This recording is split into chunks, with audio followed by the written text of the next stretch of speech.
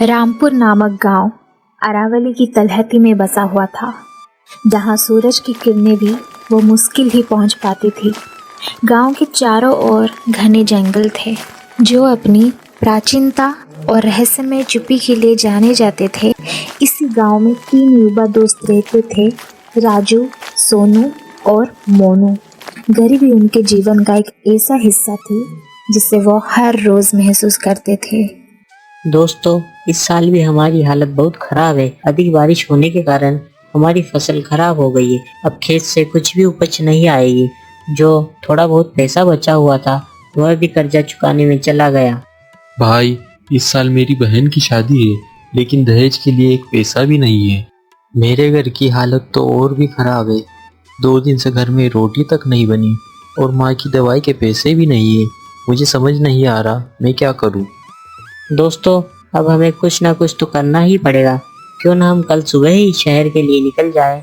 यहाँ रहकर मरने से अच्छा है कि हम कुछ नया करें। वहाँ कोई ना कोई काम मिल ही जाएगा, मजदूरी ही सही, 2 वक्त की रोटी तो मिलेगी। मोनू और राजू ने एक दूसरे की ओर देखा। सोनू की बात में दम था। रामपुर में रहकर वे सिर्फ अपने भाग्य को कोसते रहते। शहर उनके लिए अनजान दुनिया थी, लेकिन उम्मीद की एक किरण भी। हाँ सोनू ठीक कह रहा है। कम से कम एक बार कोशिश तो करते हैं, शायद किस्मत हमारा साथ दे। ठीक है भाइयों, कल सुबह ही हम शहर के लिए निकल जाएंगे।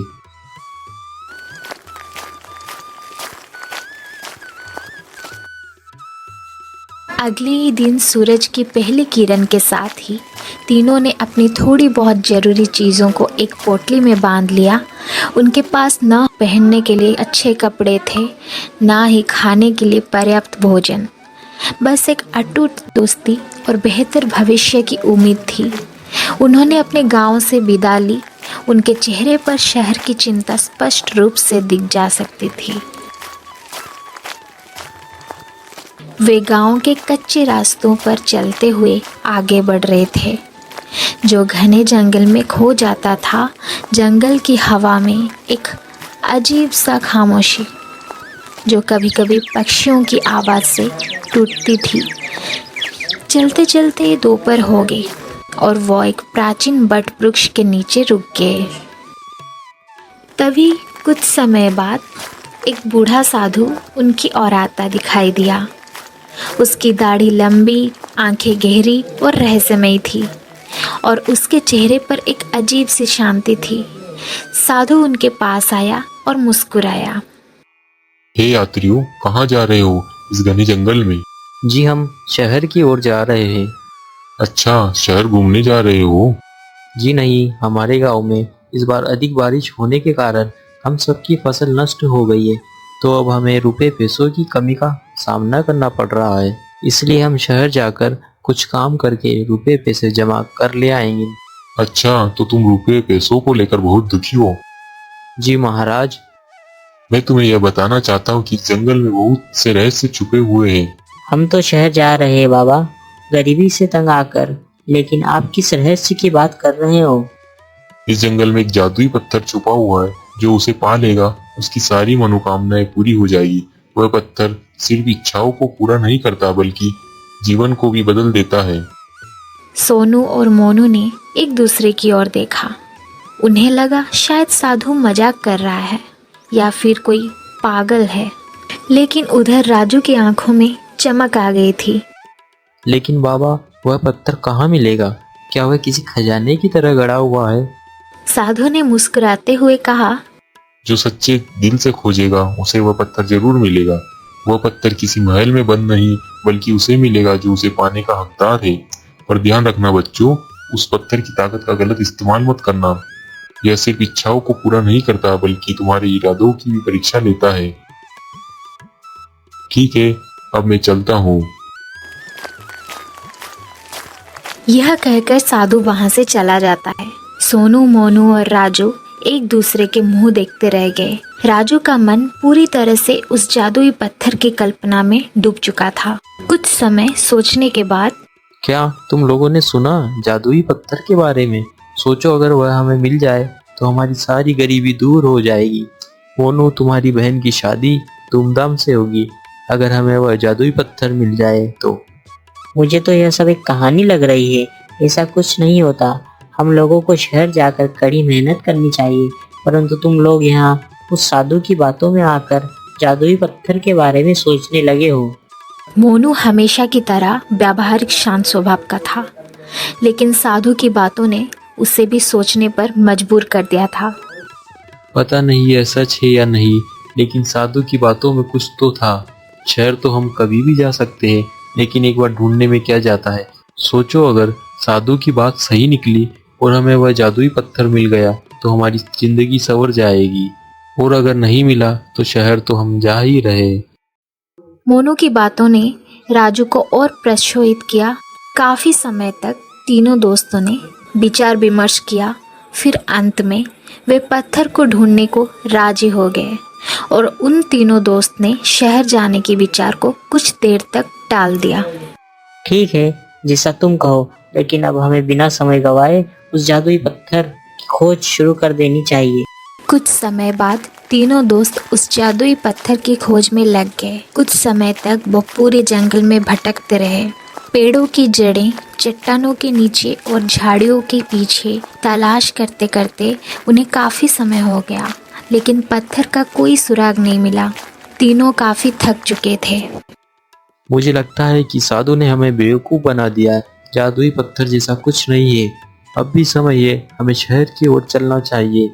तभी सोनू को कुछ दूरी पर एक गहरी अंधेरी गुफा दिखाई देती है। वो उसकी ओर इशारा करते हुए कहता है, देखो वहाँ एक गुफा है, शायद वहाँ कुछ मिल जाए।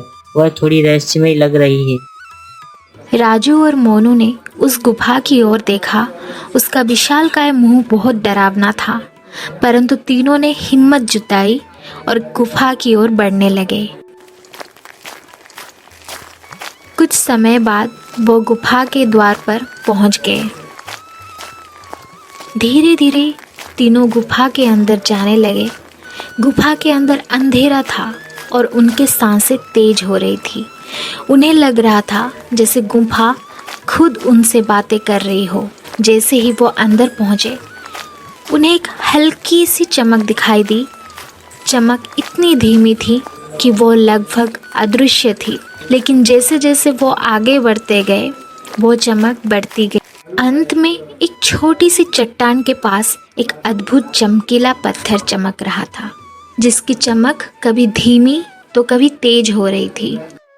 यह रहा, यही है वह जादुई पत्थर। साधु ने सही कहा था, यह बिल्कुल वैसा ही है। आखिर हमें जादुई पत्थर मिल ही गया। तीनों दोस्त उस जादुई पत्थर को देखकर मन ही मन बहुत प्रसन्न हो रहे थे, जैसे उन्हें भगवान मिल गए हो। फिर राजू ने उस जादुई पत्थर को अपने हाथ में उठा लिया। राजू के हाथ में पत्थर आते ही उसे अपनी हथेली में एक अजीब सी गर्मी महसूस हुई। तभी आश्चर्यजनक घटना घटी। उसके हाथ अचानक से सोने के सिक्के आ गए थे। अरे मेरे हाथ में सोने के सिक्के आ गए। मैंने मन ही मन सोने के सिक्कों के बारे में सोचा था। देखो इतनी जल्दी मेरी इच्छा भी पूरी हो गई। वाकई में यह एक जादुई पत्थर है। राजू के हाथ में सोने के सिक्के देखकर उन लोगों की आंखों में चमक उठी। तीनों की खुशी का अब कोई ठिकाना नहीं रहा। तीनों काफी खुश थे। सोनू की आंखें भी चमक उठी। उसने राजू की ओर देखा और मन ही मन सोचा, मैं चाहता हूँ कि हमारे पास दुनिया का सबसे भव्य महल हो। जैसे ही उसने ये सोचा, एक तेज गड़गड़ाहट हुई और गुफा के अंदर की जमीन कांपने लगी। जब बाहर निकले तो उन्हें अपनी आंखों पर विश्वास नहीं हुआ। जहाँ थोड़ी देर पहले घना जंगल था, वहाँ एक विशाल भव्य महल खड़ा था। उसकी दीवारें संगमरमर की थी, छत सोने की और खिड़कियां रंगीन कांच की थी। यह महल किसी राजा के निवास से कम नहीं थी। मोनू भी पीछे नहीं रहा। उसने तुरंत सोने की थालियां, हीरे जवाहरात और बेशकीमती कपड़े मांगे। एक पल में महल के अंदर के कमरे सोने चांदी से भर गए। हर तरफ चमक और शान शौकत थी, लेकिन धीरे धीरे उनकी इच्छाएं अनियंत्रित होती गई। राजू और सोनू छोटी मोटी चीजों से अब संतुष्ट नहीं थे। रुको, हम बहुत ज्यादा लालच कर रहे हैं। साधु ने हमें चेतावनी दी थी। इतना लालच अच्छा नहीं है। हमें समझदारी से इस पत्थर का उपयोग करना चाहिए। राजू, जो अब पूरी तरह से लालच के नशे में चूर था, वो मोनू की समझदारी भरी बातों से चिढ़ गया। उसे लगा कि मोनू उसके रास्ते का कांटा बन रहा है। तुम हमेशा हमारे मजे खराब करते हो। जब हमें अमीर बनने का मौका मिला तो हमें इस मौके का भरपूर मजा लेना चाहिए, परंतु अब तुमसे यह भी नहीं देखा जा रहा। तुम तो हमारे दोस्त होकर भी एक दुश्मन की तरह व्यवहार कर रहे हो। मैं चाहता हूँ कि तुम गायब हो जाओ हमेशा के लिए। और राजू के इतना कहते ही मोनू अचानक से हवा में विलीन हो गया। उसकी जगह सिर्फ एक खालीपन था। जहाँ थोड़ी देर पहले मोनू खड़ा था, वहाँ अब कुछ नहीं था। मोनू के गायब होते ही राजू और सोनू शन रह गए। महल की भव्यता, सोने चांदी की चमक सब फीकी पड़ गई। सोनू गुस्से में, राजू, तुमने यह क्या किया? मोनू हमारा सच्चा दोस्त था। मैंने कभी भी नहीं सोचा था कि तुम ऐसा करोगे। तुम्हें यह सब करने से पहले एक बार सोचना तो था। तुमने बहुत बड़ी गलती कर दी। मुझे नहीं चाहिए ऐसा सोना चांदी और महल। मुझे मेरा दोस्त मोनू चाहिए। राजू भी सदमे में था। लालच में उसे यह एहसास ही नहीं हुआ था कि उसने क्या कर दिया। मोनू के बिना उसे सब कुछ खाली लगने लगा।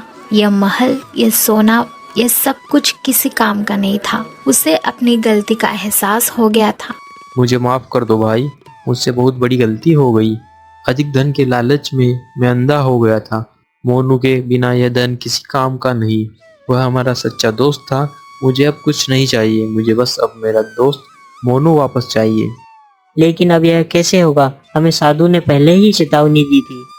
यह जादुई पत्थर सबकी इच्छा पूरी करता है, तो क्यों ना मैं वापस मोनू को पाने की इच्छा करूं। हाँ, सही कह रहे हो तुम। यह पत्थर सारी इच्छा पूरी करता है, तो हमारी यह इच्छा भी पूरी करेगा।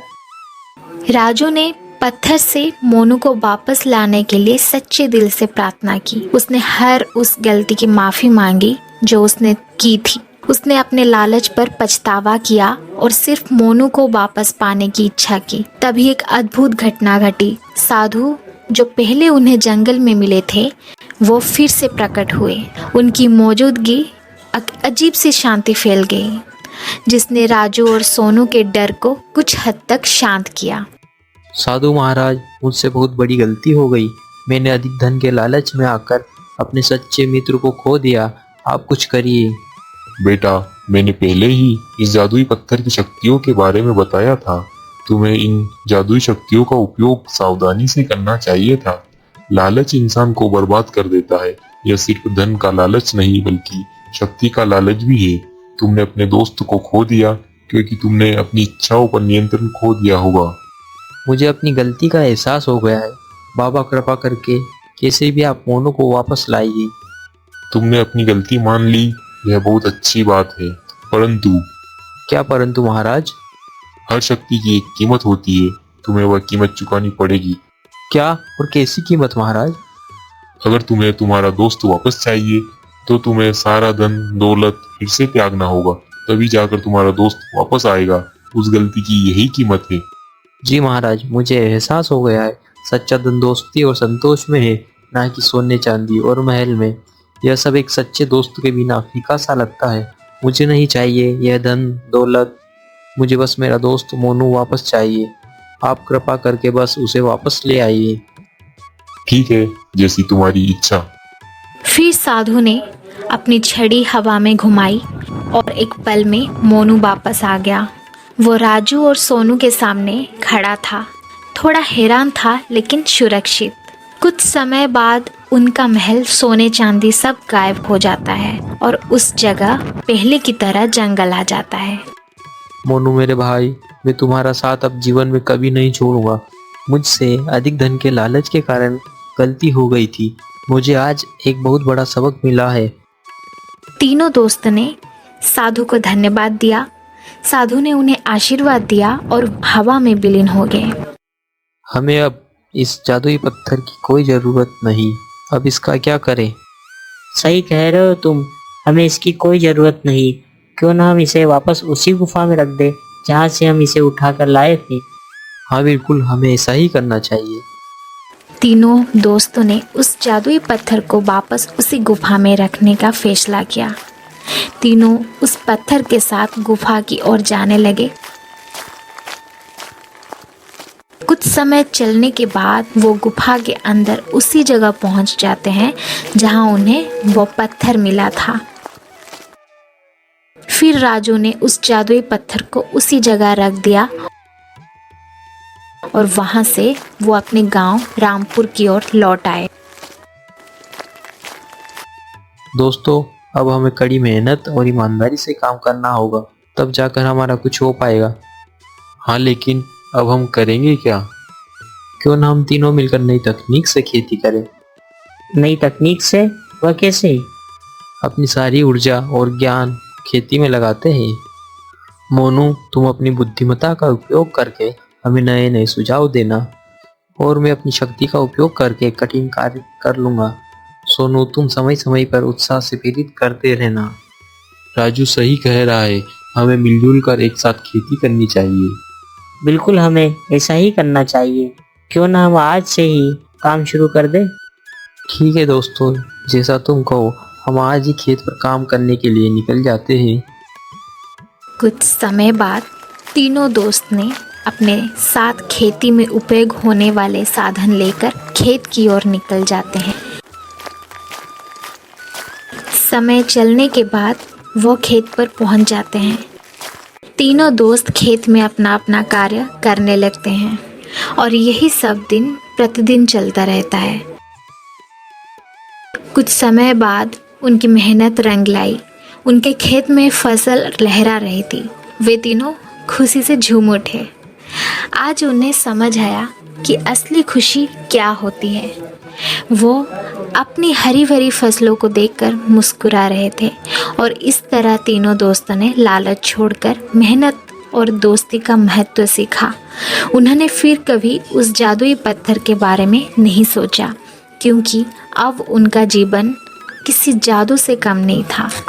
उन्होंने सीखा कि सच्चा धन सोने चांदी में नहीं, बल्कि सच्चे रिश्तों, कड़ी मेहनत और संतोष में है। रामपुर गांव में तीनों दोस्त अब पूरे गांव के लिए प्रेरणा स्रोत बन गए थे। उनकी कहानी जो यह बताती थी कि लालच से कैसे बचना चाहिए और सच्ची दोस्ती का मूल्य क्या है।